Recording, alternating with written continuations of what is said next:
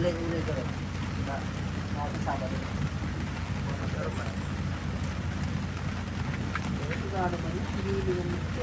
Guys, yan na naman guys yung ginagawa namin, oh. Yan.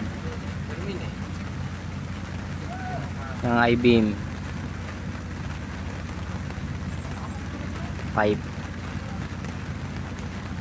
Hindi namin matrabaho kasi umuulan. Siyempre, pahinga muna. Alangan namang pilitin namin yan. Magagalit yung sarili namin dyan. Try ka. Yan. Yan yung dalawa, si Carlo Gogola, saka yung isa si Palagatak TV. Si Robert Astillero. Yan. Yan guys, oh. Tamang upo lang. Try ka. Yan, yun pa yung bubuhatin namin, oh. Bigat talaga. Talagang napakabigat. Yan, oh. Yan, yung pipe na yan. Malaki yan. Kami lang yan ang bubuhat. 3 lang kami. Ganun kami kalakas. Tama.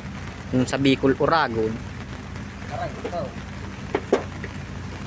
Kung naging martis laang, ay kahit mag-isa na lang, kaya yan buhatin. Mga martis saka biyernes. Sa lakas naming iyan talaga.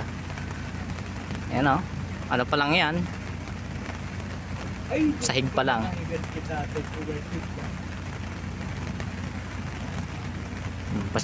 Pasensya na kayo guys kasi ang fabrication namin dito di pa nagagawa.